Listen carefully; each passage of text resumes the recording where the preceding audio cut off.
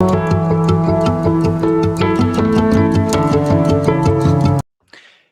and welcome to the Mastermind, Body, and Spirit Show.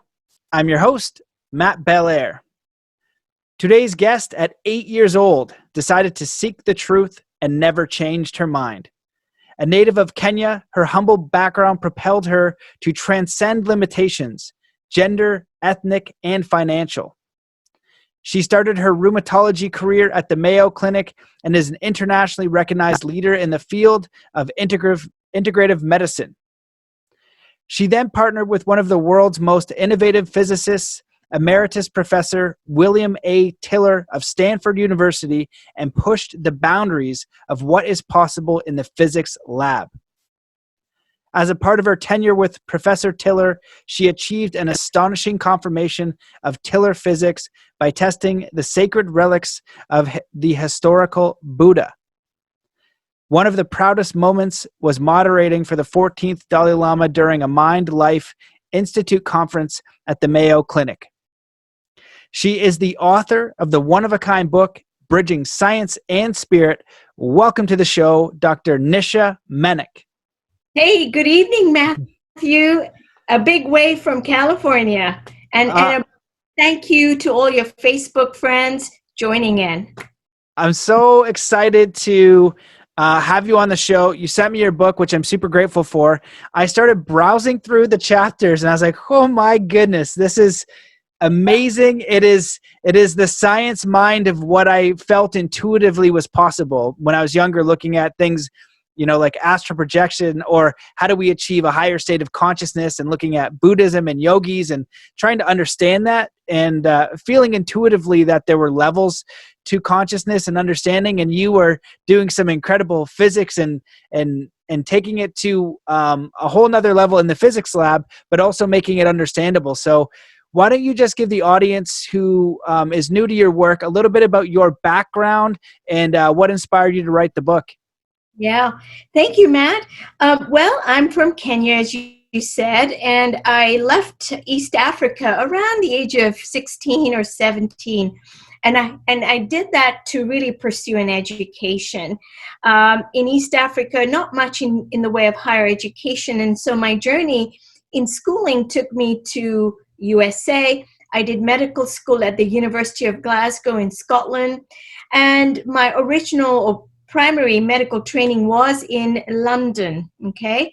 And from London, then I came back to the USA to pursue rheumatology. So I'm a rheumatologist, and I deal with people who have chronic diseases in arthritis, joints, immune system, okay? So you've heard of osteoarthritis or rheumatoid arthritis.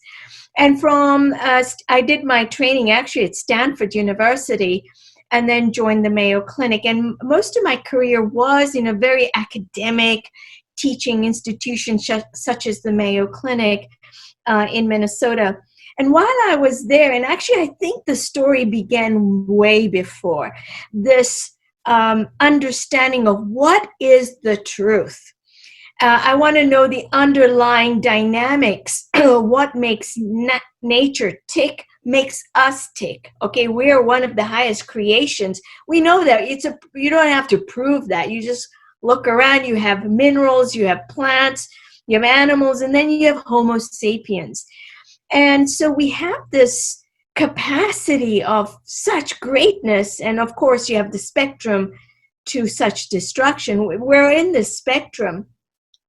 So here I am doing medicine and really wondering, is it all just chemistry? Is it all biochemistry that makes us who we are? And that's, of course, not true, okay? But where do we find the truth of what we're capable of? And this takes us right into this question of consciousness. Okay, and so my segue into the world of Tiller physics was actually initially to understand energy systems and the subtle energy systems of the body, which people might know about the human biofield. Okay, and so when we look at what exactly this thing is, the energy systems, you have to go to physics. When you talk about energy, right? In medicine, energy is what we eat. Well, that's not what I'm talking about. I'm talking about what is the actual underlying characteristic of these subtle energies, and why can't we see them? Why can't we see them with a detector? If I put a energy meter, we don't see these things, and I certainly didn't see them in anatomy and physiology. We can dissect the body and they're there. Why are they so hidden? Okay, so I ran into Tiller's work because he is a physicist that really asked the same question.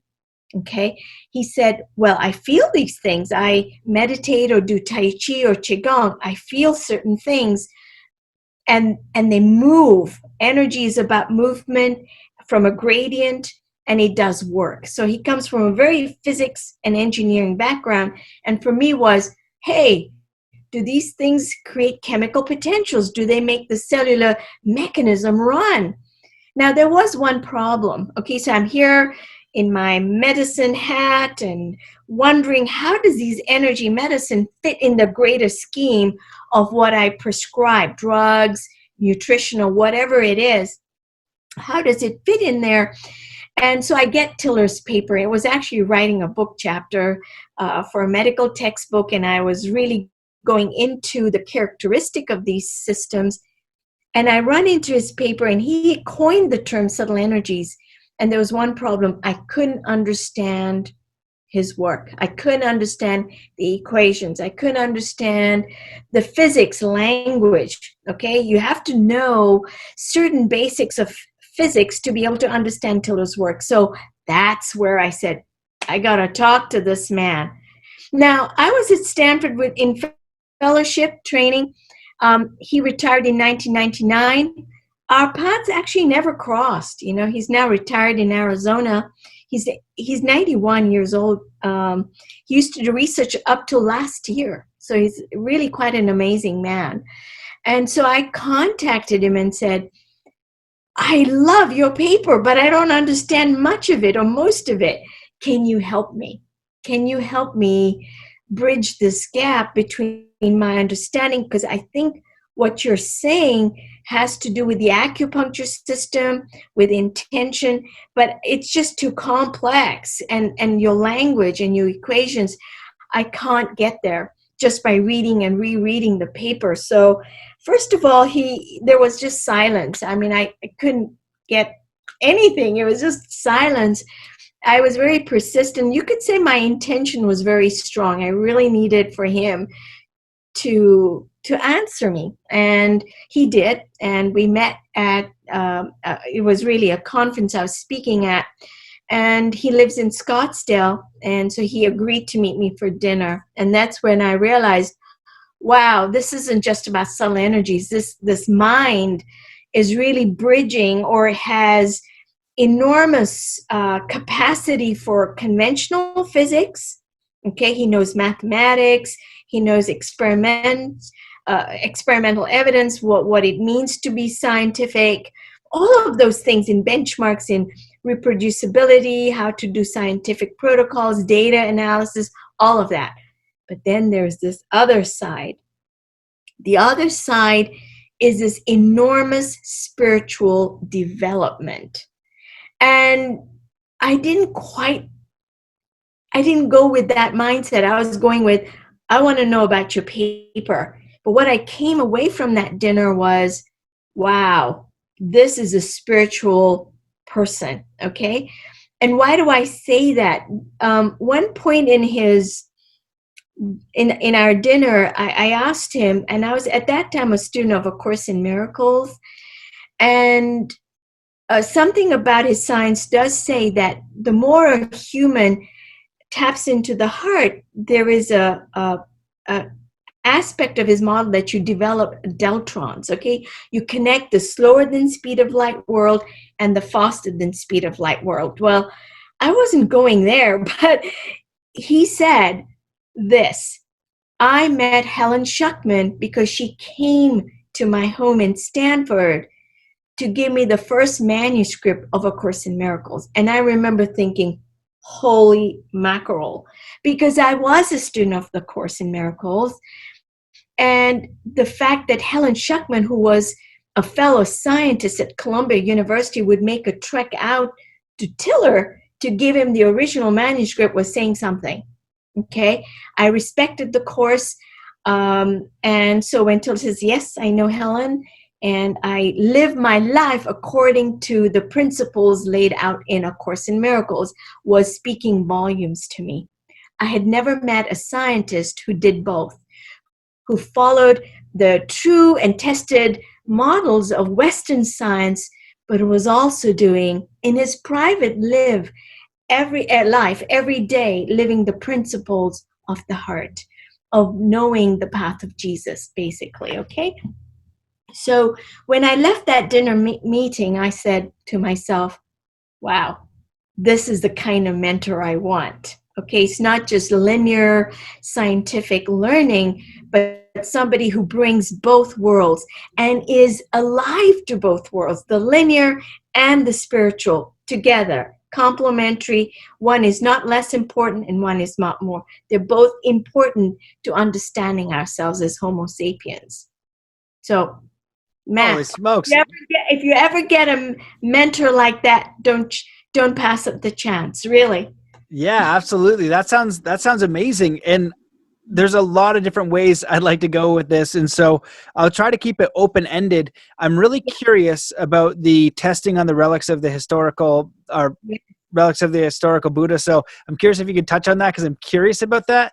And then just addressing, what do we need to know about the physics and as far as the principles, and where are the limits of consciousness? These are kind of my fundamental questions I've been always asking. And I think that you're touching on another important concept of what does it mean to live a good life? You know, what principles can we be living by, these practices and tools to improve our quality of life, include improve our well-being and how we feel. So many people are really terrible to themselves, right? They're depressed and anxious, and they can't create. And even just another thing I'd like to bring up is what you overcame to achieve what you did, to go to university, and it says in your bio. And when I read that, I kind of think of some of the things I struggle with, and I'm like, I need to overcome this. And I can't imagine it was even close to as hard as what you had to deal with. And so I'm wondering if you can kind of touch on some of those ideas. You know, so you bring in many, many aspects, and if I miss anything, just, remind me, we'll go there. You mentioned the relics of the Buddha, but I'll tell you, coming out from Kenya and going to Case Western Reserve University in Cleveland, Ohio, it's a great university. That's where I got the notion to study medicine. It was my school advisor. He says, you're very articulate, you know science, you clearly can speak English, even though you were born in, I never learned English formally. I learned it by reading. Okay, I was an avid reader. So that's the first clue that, read. It was my gateway to understanding bigger perspectives than the little village I grew up in, or Nairobi, Kenya. So it was very clear to me that for an Indian girl, you get married and you raise a family. But I knew that I really needed to expand my horizons. It was just an intuition. And then I put my intention to work. Okay, I didn't know I was doing it like that at the time. So the intention carries you far. It was to seek the truth, seek my own development in the scientific realm, because to me, the truth is through science. The truth is through scientific means. And then I brushed against limitations very quickly, okay, in medicine. I really did. Because we're not a bunch of biomolecules just bunching around, walking around. We're much more than that. And it really comes down to this energetic and informational levels built into us. Okay, now I am making a big jump here for your listeners or viewers, but we'll go first to this consciousness. What is it? Now, science will tell you we don't have an agreed upon definition. Conscious to me is being awake, but consciousness is really an every awareness. It's not just your skull or your brain. Okay, that's the first thing to say. Consciousness is not limited to a space or time. And I need to say this up front. So if you look at the brain, if you go to the cellular level, we're going to say if we think about consciousness from the brain, then where is it in the brain? Is it the cell membrane? Is it the cell structure? Is it the DNA? And can we unravel these proteins and look at them? And all they do is spin and vibrate, but they cannot make Nisha talk. They cannot write Beethoven's symphony. These proteins don't write the books, Bridging Science and Spirit. So where does that consciousness take the creative spirit? And I think Tiller did something very interesting with this question, the hard problem of consciousness. And he said, we may not agree what consciousness is, but we can sure agree on what consciousness does. He took an operational viewpoint. Consciousness does things by intention, and intention is a process of creation. Just by me, intention, I created sentences, then I strung them together. I created diagrams and illustrations, which then became the book. Our intention is very, very visible. My intention is speaking by my shirt. I like blue.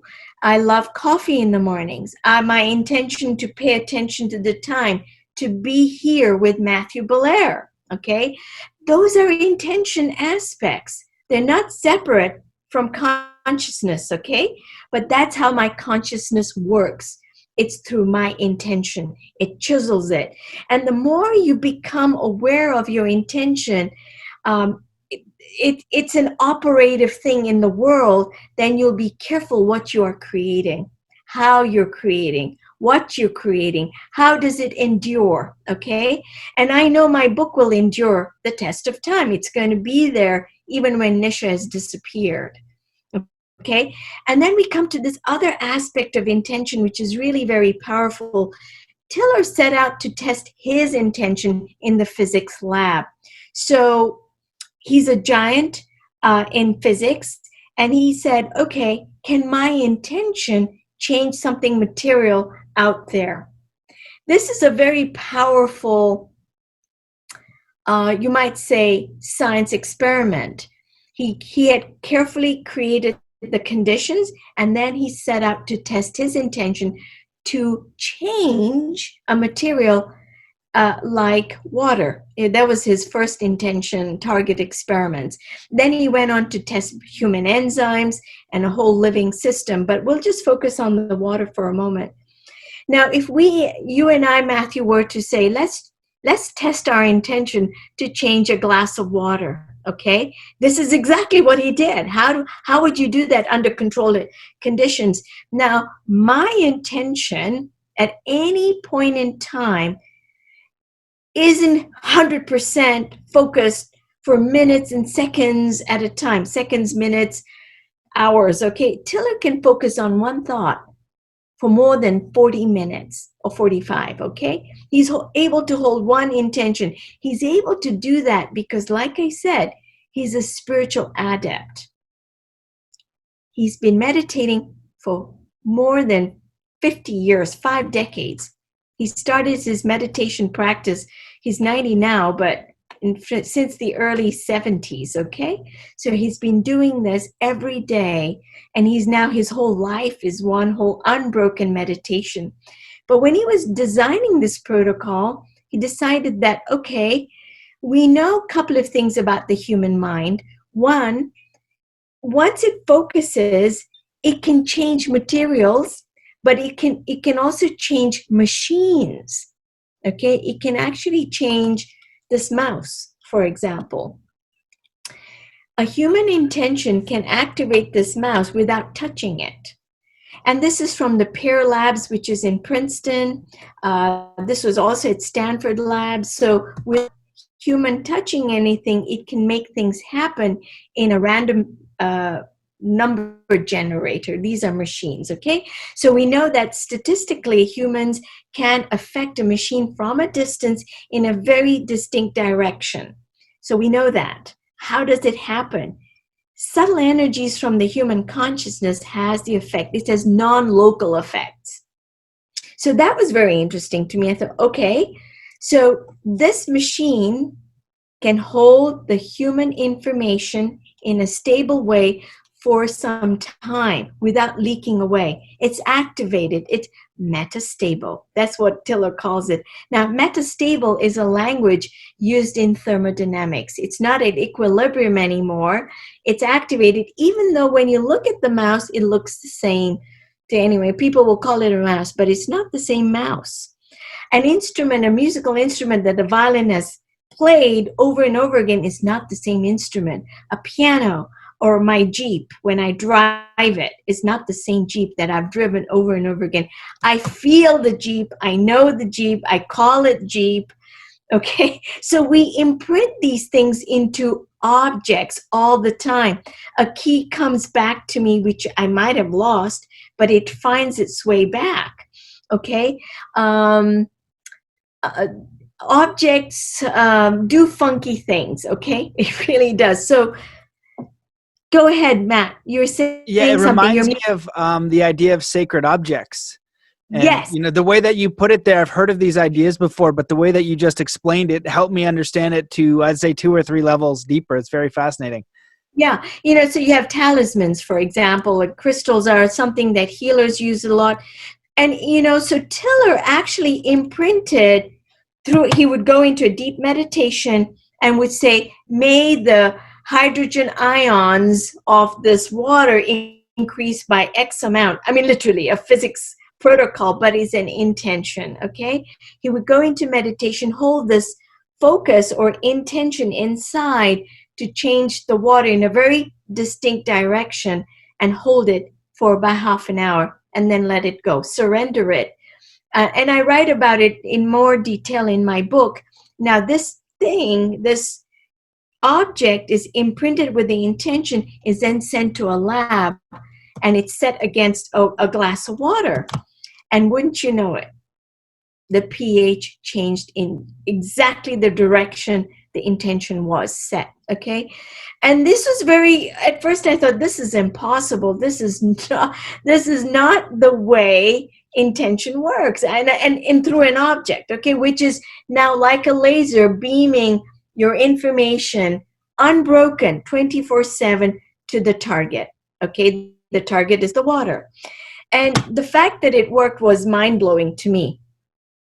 Actually, it was mind-blowing to Tiller also. He says, wow, this is a game changer because this box can now do fantastic things. We could imprint a whole host of stuff. And then he went on to enhance human enzymes.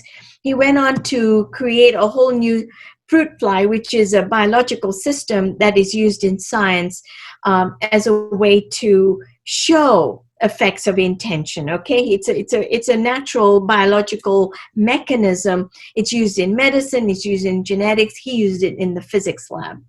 So this object is active. It's intelligent. It was a repository of Tiller's intention. Is like a sacred object. It's not a mouse anymore. And this brings us to this question of sacred objects. Can objects have intelligence? Yes, they do. I'm unequivocal because I came into the most exalted or most sublime objects of the relics of the Buddha. And Buddha, you know, lived, 2,600 years ago. And yet when he passed, when he left his physical body, he left behind these crystal-like objects that hold his loving kindness intention to this day. Tiller's objects holds Tiller's intention for up to 6 months to a year now. That's the half-life. But Buddha is a master. He's an avatar, a very high consciousness. And the relics of the Buddha have, when I saw the relics, I wrote a paper about them because it was life transformational. Okay, my life changed in a few seconds when I looked at the relics, and it was like love radiating to me. And it was so powerful and so unconditional. This is grandma multiplied, okay, over and over. Buddha is tangible. He would speak to you through the relics. And here's the fascinating thing. There's no flesh or blood, no body there. No body. no brain. It's an object. And right away, I could see that my whole notion of consciousness in a brain was limited. It had bound me up in a skull, but consciousness is not bound in between the ears. This object, Buddha's relics, really blew me away in terms of our understanding of where consciousness can do and can be. Okay, it doesn't need, the vehicle can be anything. It doesn't need to be the body itself. So the relics of the Buddha, when I saw them in Minneapolis at the Gyuta Monastery, I made the intention, literally, I made the intention that I would invite the relics to my home, to the family home in Los Angeles. And we were granted permission. So they came. Okay. They came to our home in LA. And here's what I did. Okay. They're very conscious objects.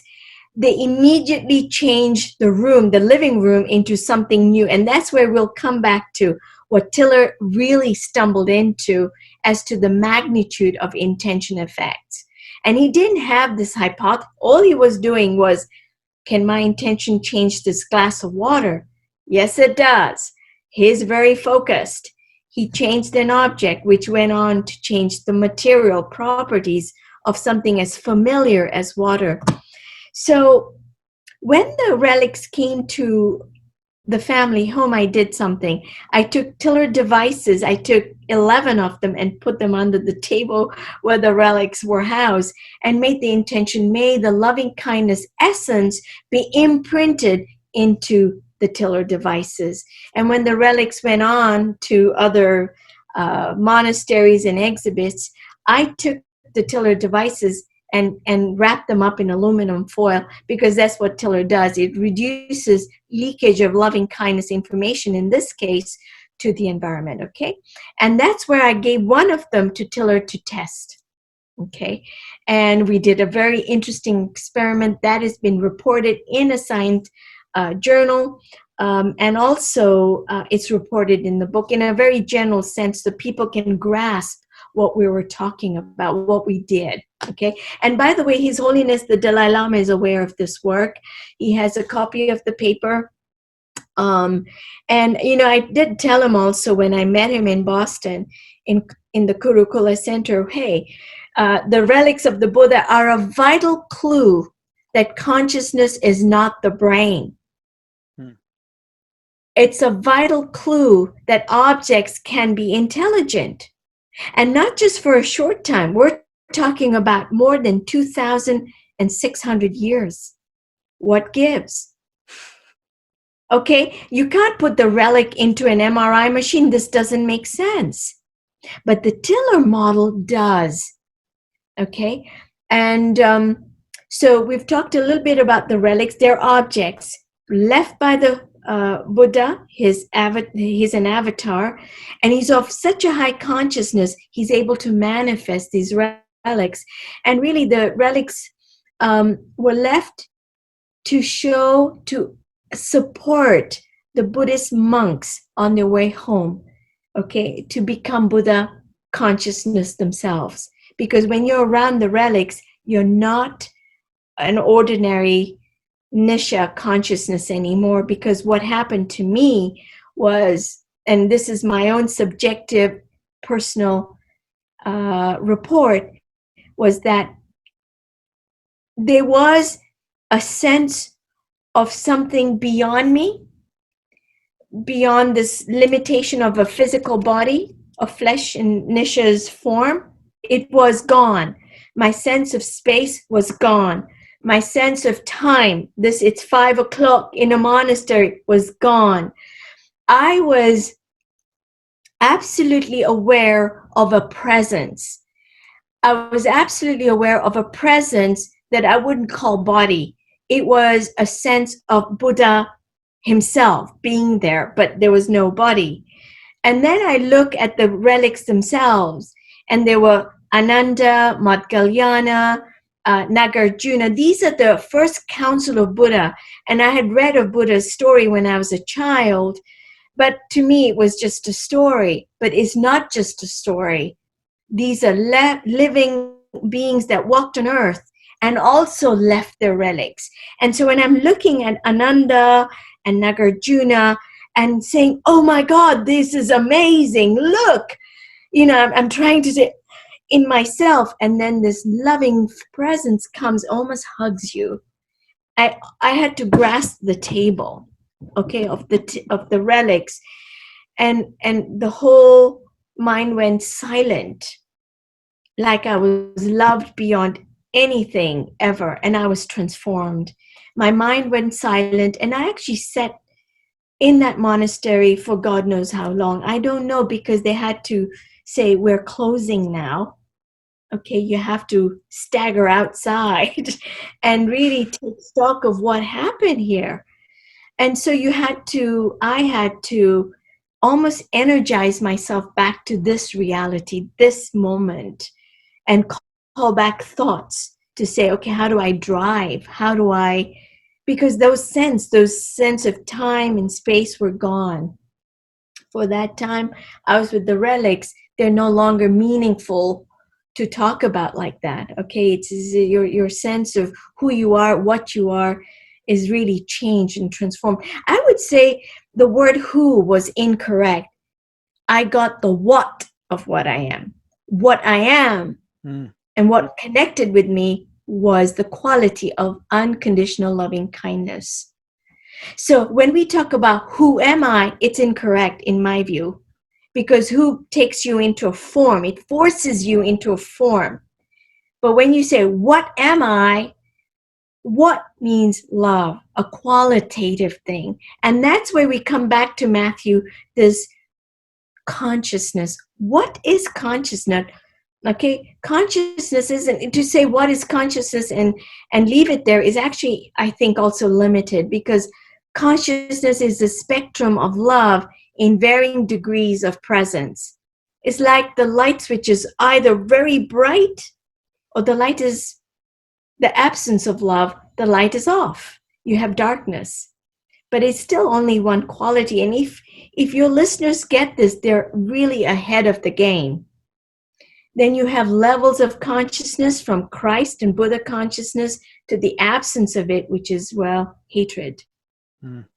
Okay, so conscious is still one quality of love and its presence. And I'm doing this because I think of it as a vertical scale, from zero, no love, to Christ consciousness. And that brings us to that levels where you have a scientific scale of some sort to wrap your head around it. After all, we're talking about science and spirit. So I think the work that Tiller does is very high on that scale. It is coming from lovingness. It's coming from, let me test my intention. Let me be shown the truth of what I'm capable of. Not the truth of some funding agency or some journal. No, he was really testing himself out. And he was shown that you are capable of this. And it really brings down to that biblical teaching. Verily, verily, I say unto you, these things I will create, but you can do greater works than these also. And I think there's great truth to that biblical teaching. So Tiller is saying, okay, I can do this. I can imprint, create intelligent objects, which now can go on to serve, with unbroken focus, like a laser beam, to change things in a very beneficial way. He has never done things that would be in a destructive way. Besides, when you have a very low consciousness, it just short circuits anyway. It cannot have the power like Buddha has of love, of being here with us now, 2,600 years on. It's really fantastic to even think about it. Holy smokes. Well, there's a few clarifying questions I want to ask, because that is a very, very fascinating story.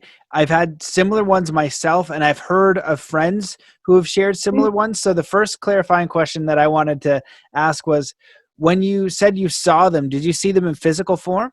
Yes. So I go to the monastery in Gyuto, and I go in, and immediately I just entered the doorway and I thought, whoa, this is, I could feel something already.